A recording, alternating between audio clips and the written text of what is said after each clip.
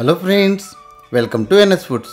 ఈరోజు మన ఈ వీడియోలో బంగాళదుంప కుర్మాని చాలా ఈజీగా కొంచెం డిఫరెంట్గా చేసుకుందాం అండి. ఇది చాలా కమ్మగా ఉంటుంది. ఈ విధంగా చేశారంటే ఒక్కసారి చేసుకుంటే మళ్ళీ ఇదే విధంగా చేసుకుంటారు, అంత కమ్మగా ఉంటుందండి ఈ బంగాళదుంప కుర్మా అనేది. ముందుగా దీనికోసం ఒక హాఫ్ కేజీ బంగాళదుంపలు తీసుకొని ఒక్కొక్క బంగాళదుంపల్ని 4 ముక్కల కింద కట్ చేసుకోవాలి. ఈ విధంగా కట్ చేసుకొని వీటిని ఒక ప్లేట్లోకి పక్కకు తీసుకోవాలి. ఇదే విధంగా మిగిలిన వాటి మొత్తాన్ని కూడా కట్ చేసుకోవాలి.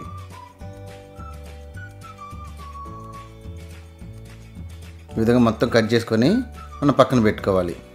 ఈలోపు స్టవ్ మీద గిన్నె పెట్టుకొని స్టవ్ ఆన్ చేసుకొని ఈ మొత్తాన్ని అందులో వేసుకోవాలి.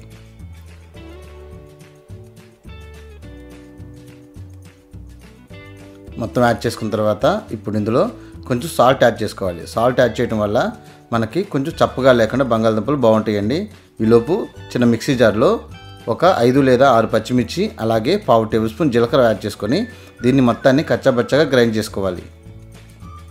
ఈ విధంగా కచ్చాబచ్చా గ్రైండ్ చేసుకొని దీన్ని మనం ఒక చిన్న బౌల్లోకి పక్కకు తీసుకోవాలి.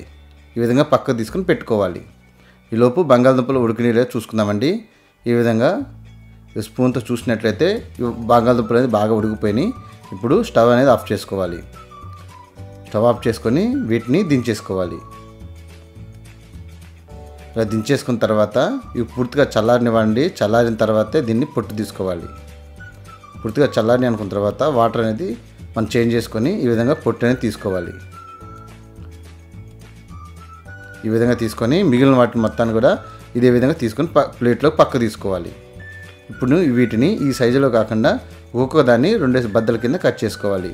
మరీ పెద్దగా అయితే మనకు చూస్తానికి అంతగా బాగోదు, మసాలా కూడా బాగా పట్టదు. ఈ విధంగా 2 ముక్కల కింద కట్ చేసుకొని తీసుకోవాలి.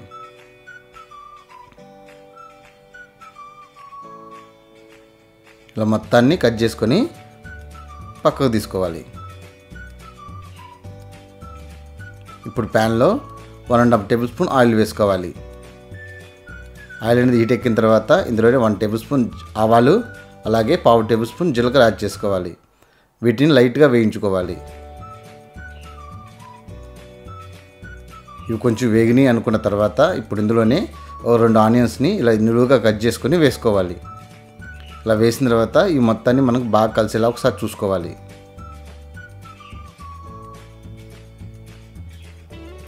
ఈ మొత్తం బాగా కలిసినాయి అనుకున్న తర్వాత ఇప్పుడు ఇందులోనే కొంచెం పసుపు అలాగే రుచికి సరిపడా సాల్ట్ యాడ్ చేసుకోవాలి. సాల్ట్ అనేది ముందుగా యాడ్ చేయడం వల్ల ఆనియన్స్ అనేది త్వరగా మగ్గిపోతాయండి. ఇలా సాల్ట్ యాడ్ చేసుకొని మొత్తం బాగా కలిసేలా చూసుకోవాలి. ఈ మొత్తం మంచి గోల్డెన్ బ్రౌన్ కలర్ వచ్చేలాగా మనం చూసుకోవాలి. ఈ విధంగా ఈ మొత్తం మంచి గోల్డెన్ బ్రౌన్ కలర్ వచ్చినాయి అనుకున్న తర్వాత ఇప్పుడు ఇందులో అల్లం వెల్లుల్లి పేస్ట్ యాడ్ చేసుకోవాలండి. అల్లం వెల్లుల్లి పేస్ట్ అనేది 1 టేబుల్ స్పూన్ యాడ్ చేసుకోవాలి. ఇది ఫ్రెష్గా దంచుకుంది వేసుకుంటే ఈ ఫ్రైకి అనేది మనకు చాలా బాగుంటుందండి. ఈ విధంగా అల్లం వెల్లుల్లి పేస్ట్ వేసిన తర్వాత దీన్ని కూడా పచ్చివాసన పోయేలాగా ఆయిల్లో బాగా మగ్గించుకోవాలి.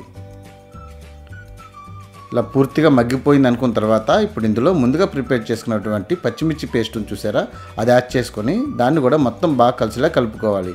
దీన్ని ఎక్కువసేపు అవసరం లేదండి, 1 నిమిషం పాటు ఇలా ఆయిల్లో మగ్గించుకుంటే సరిపోతుంది. ఈ విధంగా 1 నిమిషం పాటు ఈ విధంగా కలుపుకుంటూ బాగా మగ్గించుకోవాలి. ఇలా పూర్తిగా మగ్గిపోయింది అనుకున్న తర్వాత ఇప్పుడు ఇందులో బంగాళదుంప ముక్కల్ని యాడ్ చేసుకోవాలి. ఇలా బంగాళదుంప ముక్కల్ని యాడ్ చేసి ఈ మొత్తాన్ని బాగా పట్టేలా కలుపుకోవాలి.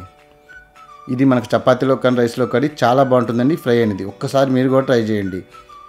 మా ఛానల్ కనుక మీకు నచ్చినట్లయితే లైక్ చేసి మా ఛానల్ సబ్స్క్రైబ్ చేసుకోండి. మీరు కూడా ట్రై చేసి మీకు ఎలా వచ్చిందో కామెంట్ రూపంలో తెలియజేయడం మాత్రం మర్చిపోకండి. Thank you for watching this video.